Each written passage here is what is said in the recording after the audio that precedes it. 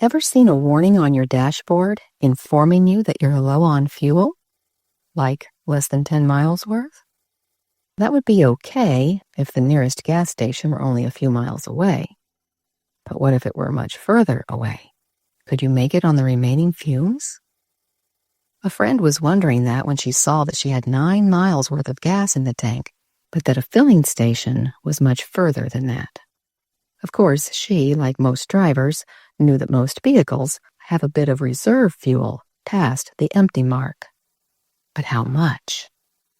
So, whenever we see that we're on E, we're to fuel up as soon as possible.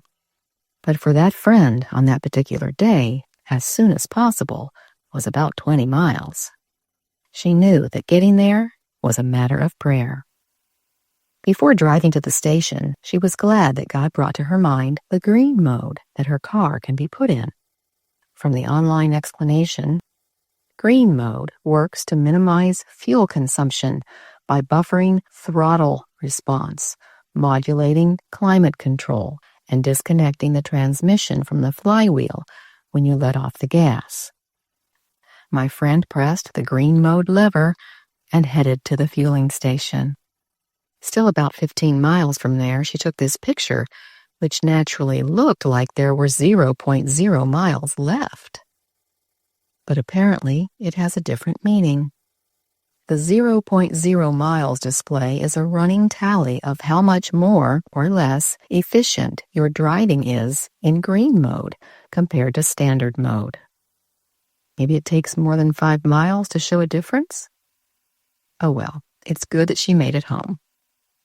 Though my friend likely would have made it home by what was still in the reserve tank, we both like to think that it was God whom she should thank. Have you ever felt like you are running on empty? Not driving, but just living? Barely making it through each week on barely enough energy? It's a common feeling in our fast-paced society. But it doesn't have to be, for that's not how God intended for it to be. Lovingly placed by the Lord at the end of each week is the Sabbath, a day of rest, refreshment, rejoicing, and refueling. Again, it's God whom we should thank. The Sabbath is a built-in day off every week where we too can enter green mode by getting out in nature and reconnecting with its Creator. For He's also our Creator. Our sweet Lord longs to spend that precious time with us, His children. Of course, He's with us every moment, but the Sabbath is different. He looks forward to that weekly time with us. Do we? Or do our to-do lists pull us away from Him? We might not be doing the things on the lists, but are we thinking about those tasks and watching the clock?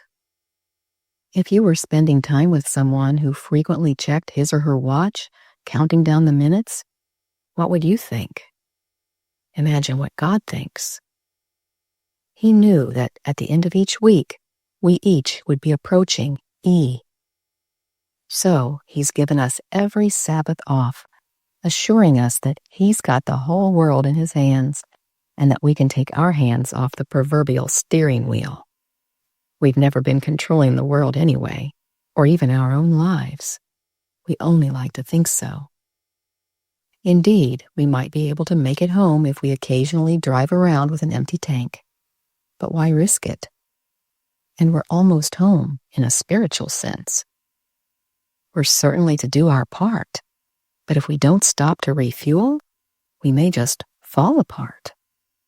We shouldn't fail to take care of ourselves, presuming that all will be well.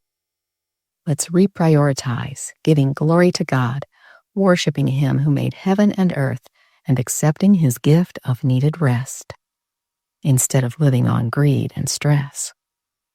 Let's rest and refuel every Sabbath from sundown Friday to sundown Saturday, instead of running on empty.